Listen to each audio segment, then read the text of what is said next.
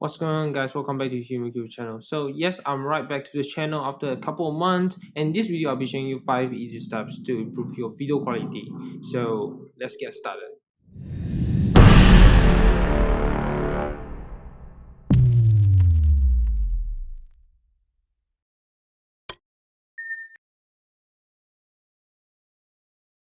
Okay, great. So I'll be showing you how to make your videos that looks like this to this and to this. Looks pretty cool, right? So do not skip this video and watch till the end. So the first way will be the having a full video shooting setup. So what actually is a full video shooting setup and what actually I need in a full video shooting setup? So the first item that you need is at least a camera or even a phone. I'm shooting with a phone because I don't really have the budget to buy a camera instead. So I just use my phone that I normally use in daily lives. So the second item you'll be needing is a light port, torchlight, whatever. It's just a light, something that may makes your desk or maybe makes your video glows a bit, exposure a bit. And the third item is tripod. Having a tripod is very important because it will makes your video stand still and hold still so that it don't really move around. Right now I'm going to show you how I should shoot my video normally and how I should play along with the lights, ceiling lights and stuff. So let's get right into it. So this is the behind scene of how actually I shoot my cubing videos, and I'll drop all of these gadgets links down below the description area. So starting from the tripod, this is a tripod that only costs about 20 US dollar. This is the one which I put my phone right here and I shoot at this something like this square slots right here, and I have a white desk. This is the desk and a cubing and a cube. I mean, this is the Gain 356 SM. As you know, I shot this video before, and this is something like I bought in IKEA. Is about $1 to $2, something just to put aside to make some attraction. And this is the light system that I'm using right now. This below this one is something as called as a power bank, something like that. And this is about 20 to $30 as well. This power bank, it can last about 2 to 3 hours if you put it on this, this lighting system right here. And this is a USB light slot that I'm using. It costs about $10. You can see this one is the one right here.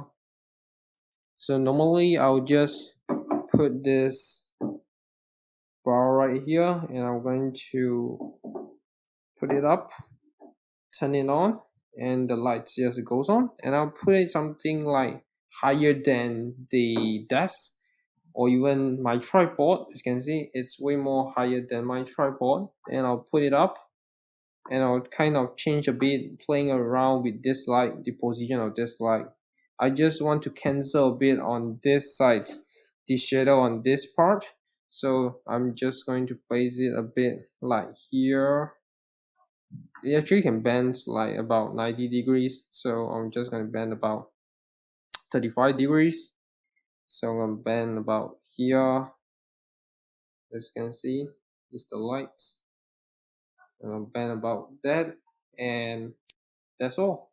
That's my full setup before I start to shoot my video. So right now I'm going to show you what actually is the difference between when I turn on my ceiling lights and I turn off my ceiling lights. So let's go. So right now I'm going to turn off my ceiling lights, which is now. Okay, as you can see, it looks very dark. And once I turn on my side ceiling lights, which is right now, and you can see the differences between when I turn on and I turn off my ceiling lights. The video really looks and really makes a big difference. So let's jump into the second steps on improving your video quality. So the second step will be a little bit difficult because you'll be using a software called Adobe Premiere Pro. So what you want to do and what you want to play with it is you want to kind of change the color sections of this video so that it looks a little bit way more better and way more contrast than the previous. So let's get started. Alright, so first of all, you need to go into your Premiere Pro. So actually, I had just open up a file for me to do this color test, which is I put it as the color test 123. As you can see, if you normally if you goes in, you will see this panel, which is the effects panel, and normally you just need to click the color panel and it goes to color. So what you want to do is you kind of you can put a new normally okay, just I will just show you what actually I'll do normally. So I'll go to file, then you click right click, then you go new item and you put in a new adjustment layer. Make sure you choose the 29.97 non drop frame, which you won't drop out any kind of like the color section on the video. So you click OK, drag drop the color layer, adjustment layer, I mean, pull to the full of this video to the end of this video. You goes to basic correction. As you know, actually I expose this video, which I use a USB light to expose, make the exposure even higher than before. So you need to go to the exposure, just lower it down a bit, like negative 0.5, and you up high the contrast around 65, and you need to do the highlights, which is your neck, make it kind of lower a bit to make your video pops out. And as you can see, your video will be kind of a bit like sharpen up. Then you put your shadows a bit higher, like about 10, to kind of decrease the shadow on the table. And you put your Y at 15 to increase the color of this big blank side, which is the table, and you put your black color to negative 15 just to neutralize the whitened color. And you do want to make your video a bit warmer, so you put around 12. As you can see, your video comes out a bit little bit contrast, so it goes to the creative section, which is down below the basic correction. You put around 30 fade of them, just make it a bit cinematic, and you put the sharpening around 65. Normally I'll put 65 to 70. If you put 65 for sharpen, normally your vibranium should be around 55 something, I mean around 60 or even 50. So I'll put it as 50. As you can see, your color looks a bit like pink right here, a bit pink orange, so you do want to decrease, I mean decrease the vibraniums to around, I mean increase the vibraniums to about 55. I mean, yep, 55. So okay, it goes to your vibraniums to 55, and it goes to Vinic. You don't really want to mess up with the color wheels and HSL secondary, because that's for the specific tones on your skins. You don't want to change that because it's kind of complicated. You do negative amount of 0.4 Vinity, midpoint of 60 normally, and you put your roundness to 75, make it kind of like focusing on your video. As you can see right now, your video is something like, if you take off the toggle bypass, as you can see, this is the before and this is, and if you take down the toggle bypass, which is after, as you can see, looks way more contrasted. Your video looks way more contrasted and looks way more pop up than before. Straight right to the third step, which is angle. So what actually it means by angle? Angle is how actually want to shoot your cubing videos in three-dimensional angles. So you may ask me about what actually is three-dimensional angles. So in cubing videos, I'm using the second dimension angles, which is the middle dimensional angles. I can see this is a flat line. I don't really know how to show you guys why actually is a flat line and why actually is a straight line, but right now I can see when this cube, as you can see, it's flattened, which is the middle angle, which is the second shootout angles, I mean second dimension angles. So I'm going to show you the rest to the other two angles that we are going to use in a cubing video. So let's jump right into it.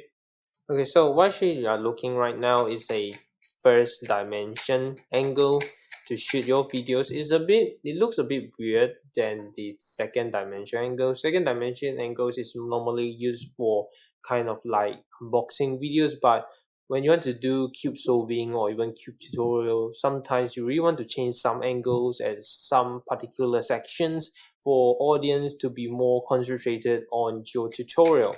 So right now I'm going to show you some solve, some simple solve that on this first dimension angles.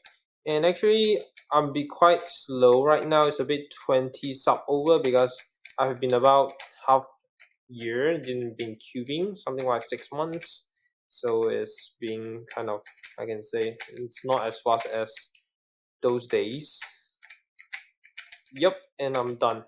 So right now I'm going to show you the third dimension angles. Okay, so what you are looking at right now is the third dimension angle video shooting. So actually I like third dimension angle video shooting than the first dimension or even the second dimension, because third dimension video shootings look way more realistic than the previous two. So as you can see, the video quality looks way more better. It's a bit increased, or even like I say, a bit upgrade than before. And I'm just going to solve the cube right now like this in this third dimension angle shooting. But what you want to know is, don't do it frequently. Don't use third dimension angle to shoot your video frequently, because it don't really make sense when you shoot your video every times in third dimension angles. Going up to the fourth step, which is editing, is something like you want to add some motion graphic, essential graphics to videos so that your video doesn't look so bored. And the second step is you want to do some audio corrections, audio cancellation, or even audio restriction, something like that. Just restrict the size of your audio, the volume, the size, and some cancellations to cancel out the side noise and makes your audio even better than before. So right now I'm going to show you how do you make your audio even better than before using Adobe Audition right away. So if you want to know how to crack this software, you can DM me in my Instagram page, or even you can just drop a comment down below and I will show you the full guide on how to crack the Adobe Audition software. So let's get right into it. Okay, so when you click the Adobe Auditions and you want to click on the file size right here, and you click import, and I will drag drop a first footage of this video. So as you can see, it separates the audio with the videos, and what you want to do is you click either one side of it, you control A, you goes to the spectral frequency view, take a look at your color range. As you can see, this part, like those black parts, which means there isn't any audio at that part, so you just want to clean them up. So you click off the spectral views again, and you click Ctrl A, you goes to the effects panel, the noise reduction, click denoise, and you put up to 80 to 85%, and you listen to the audio and you click apply. So when you apply to your audio, and you goes to the second steps, which is you go effects and you goes to your filter and EQ. You just want to take over those rumpy noise. You click the file, you click the high pass and the low pass, these two, and you click the video first and you pull the audio somewhere about 70 hertz, as you can see right here, and you pull the low pass to about 12,000 hertz, because normally our sound is around 12,000 hertz. So you pull until 12,000 hertz and you pull up the full, listen to the audio, and you pull it down, and you pull out the third audio and you pull it down as well, about negative 10 to 12 hertz, just to take away the background noise, suspension noise. Just want to take it away, and you put about 5.3 dB and click apply. And before you want to export this audio, you want to click effects again, and you goes to the special mastering, and you do want to click the custom and change it to make room for vocals. Click that, click apply, then you click the keys on your keyboard, which is the Ctrl Shift E, and can just directly export the audio. Going up to the last step, which is the video planning. So what you want to do is you don't really want to do some brainstorming when you are when you start to record your video. What you want to do is you want to plan, you write out in a piece of paper or whatever, just to plan out your video steps. Like me, I'm going to show you how actually I plan my video steps right now. I just literally wrote it in a piece of paper. As you can see, I'll put this away first.